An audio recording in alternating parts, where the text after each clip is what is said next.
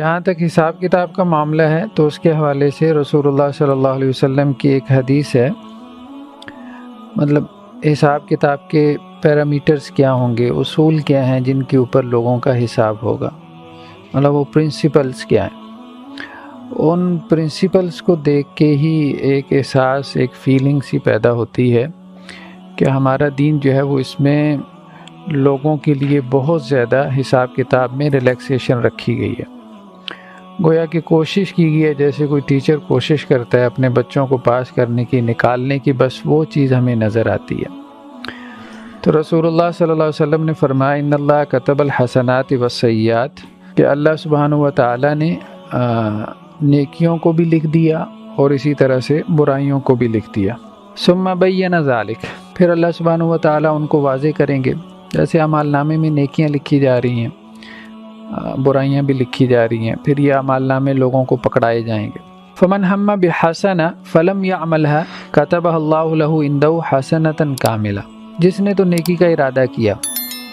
اور نیکی پہ عمل نہیں کیا، اللہ اس کے لیے مکمل جو ہے وہ نیکی لکھ لیتے ہیں صرف ارادے کے اوپر۔ فإن هو هم بها فعملها كتبها الله له عنده 10 حسنات إلى 700 ضعف إلى أضعاف كثيرة، اور پھر اگر وہ نیت کرنے کے بعد وہ نیکی کر بھی لیتا ہے تو کسی کی 10 نیکیاں لکھی جاتی ہیں، اور کسی کی إلى 700 نیکیاں، اور کسی کی اس سے بھی زیادہ لکھی جاتی ہیں۔ اس کی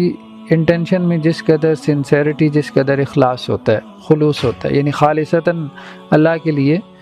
جب وہ کرتا ہے تو اس کی نیکی جو ہے وہ ایک نیکی نہیں رہ جاتی بلکہ اس کو ملٹیپلائی کر دیا جاتا ہے۔ ومن ہم بسیئۃ فلم یعملھا کتبہ اللہ لہ عنده حسنۃ کاملہ، اور اگر کسی نے برائی کا ارادہ کیا، گناہ کے کام کا ارادہ کیا اور پھر نہ کیا،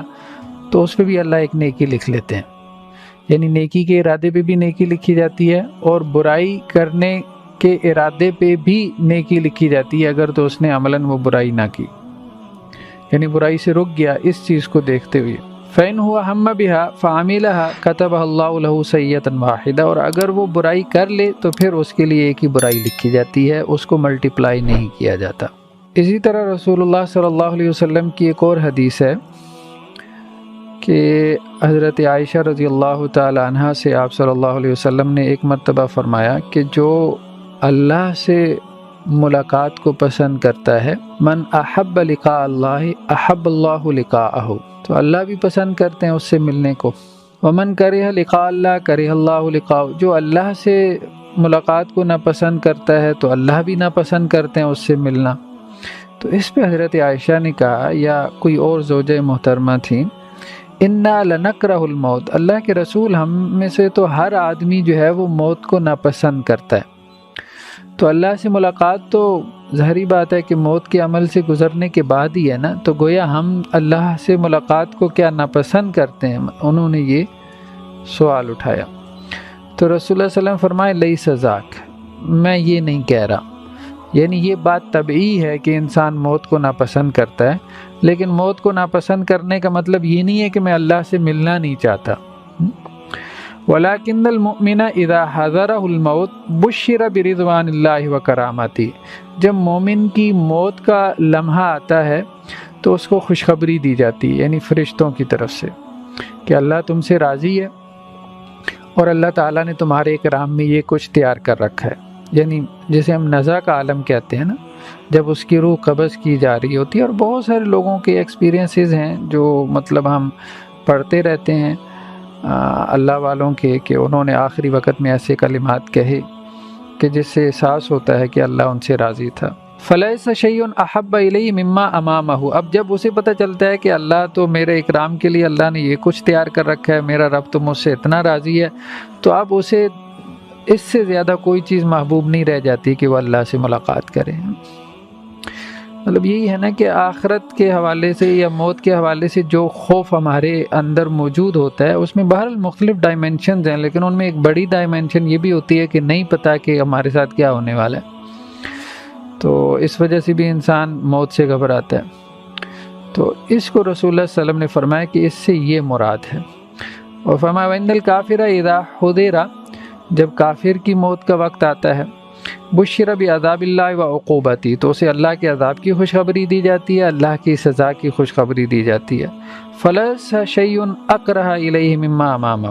تو اب اسے اللہ سے ملاقات سے زیادہ کوئی چیز مکروہ نہیں ہوتی۔ تو یہ مراد ہے کہ جس نے اللہ سے ملاقات کو ناپسند کیا تو اللہ بھی اس سے ملاقات کو ناپسند کرتے ہیں، اور جس نے اللہ سے ملاقات کو پسند کیا تو اللہ بھی۔ تو اس میں ایک اشارہ یہ بھی ہے کہ اس دنیا سے جانے سے پہلے ہی مومن کو جو ہے خوشخبری مل جاتی ہے، یا کافر کو ایک طرح سے جو ہے وہ عذاب کی وعید دے دی جاتی ہے۔ اب جب انسان اس دنیا سے چلا جاتا ہے، قبر کی زندگی کا تذکرہ ہم نے کیا تھا،